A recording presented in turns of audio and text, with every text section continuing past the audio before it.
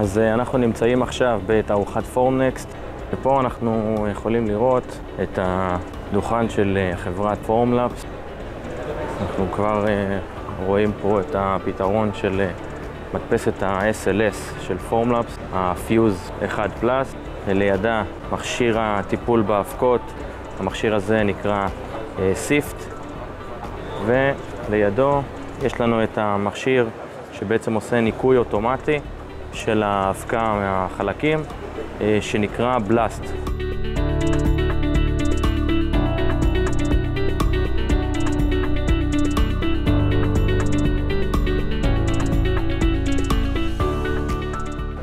אז אפשר לראות כל מיני תוצרים מודפסים.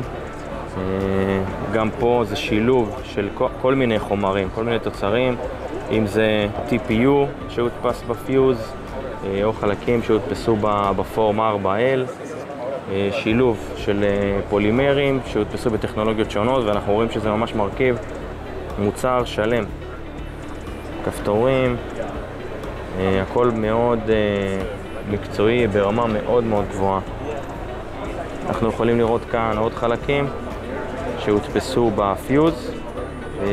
הם שחורים בגלל שהם עברו טבילה, זה נקרא דיינג, שבעצם הופך אותם לשחור, והם גם הרבה יותר חלקים כי הם בעצם עברו בבלאסט שעושה להם טיפול מחליק את פני השטח.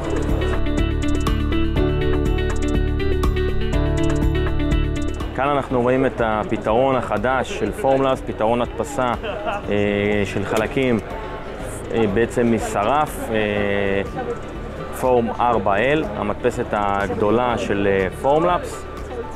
אפשר לראות כאן את המדפסת, את הגודל שלה.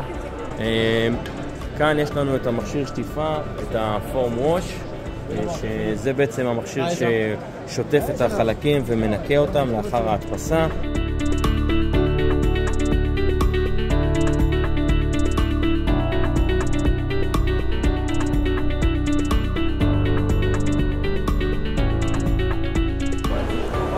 אנחנו עוברים לכאן, אז אפשר לראות בעצם עמדה של מדפסת הפורם 4, שכוללת הכל, כוללת גם את המדפסת, גם את המכשיר שטיפה, מה שנקרא פורם ווש, וגם את המכשיר הקשייה שנקרא פורם קיו.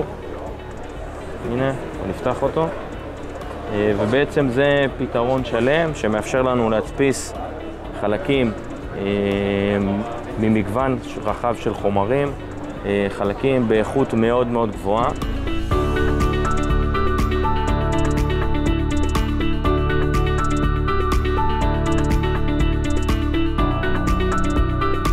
אז אנחנו יכולים לראות מגוון מאוד מאוד רחב של חומרי הדפסה, החל מהחומרים הסטנדרטיים שהם בעצם מגיעים במספר גוונים, לבן, קליר, גריי, ועד לחומרים הנדסיים כמו TAF 2000, TAF 1500, ריג'י 10K, שזה חומר מאוד מאוד חזק ומאוד קשיח.